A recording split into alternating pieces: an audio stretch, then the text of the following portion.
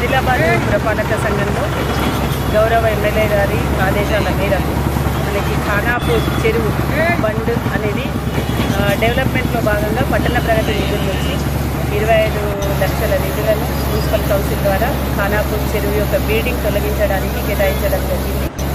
దీంట్లో భాగంగా ఏదైతే మనకి గుర్రపు డెక్క హైసాంతిమం అనేది మనకి చాలా ర్యాపిడ్ గ్రోత్ ఉంటుంది.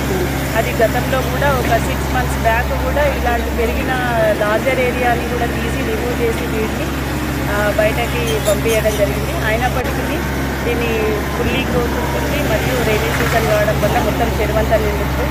దాని లోపల ఉండే వ్యర్థ పదార్థాలు కలవడం వల్ల ట్యాంక్ వాటర్ వల్ల చుట్టూ దుర్గంధం అనేది ప్రబలుతుందని మన కౌన్సిల్ సభ్యులు మరియు చైర్మన్ గారి ఆదేశాల మేరకు మళ్ళీ ఒకసారి ఈ వాటర్ హైసాంతిమం ఏదైతే ఉందో గుర్రపు డెక్కని పూర్తి స్థాయిలో తొలగించడానికి మున్సిపల్ కౌన్సిల్ ఏర్పాటు చేస్తుంది. ఇది యాన్యువల్ మెయింటెనెన్స్ కింద ఇవ్వడం జరిగింది కాబట్టి ప్రతి సంవత్సరానికి ఒకసారి ఈ బిల్డింగ్ అనేది తీసివేయడం జరుగుతుంది.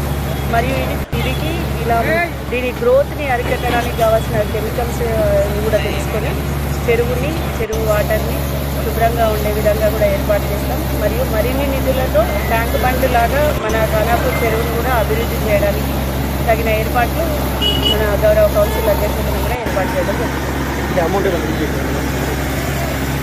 ఇప్పటి వరకు గత కౌన్సిల్ పట్టణ ప్రగతి నిధుల నుండి 25 lakhs శాంక్షన్ ఇచ్చింది. 25 lakhsలో ఇది ఇప్పుడు యాన్యువల్ మెయింటెనెన్స్ కింద పెరిగిందని తిరిగి తొలగించడం జరుగుతుంది. ఇప్పుడు ఇంకా దీనికి ఒకవేళ నిధులు ఏమైనా అవసరం ఉంటే ఇప్పుడు వచ్చే కౌన్సిల్లో నిధులు ఏర్పాటు చేసి పూర్తి స్థాయిలో అభివృద్ధికి తగిన చర్యలు కూడా చేపడతామని తెలియజేస్తాం. ఇప్పటి వరకు పూర్తి స్థాయి నిధులు అనేది కేటాయించడం జరగలేదు. 25 లక్షల నిధుల నుండి మాత్రమే మనకి టేకప్ చేయడం జరిగింది. ఎందుకనంటే ఆ వాటర్ లోపలికి జనాలు వెళ్ళి ఇప్పుడు మీకు కనబడుతూ ఉంది పూర్తి స్థాయిలో మనకి మిషనరీ వర్క్ అనేది కాదు.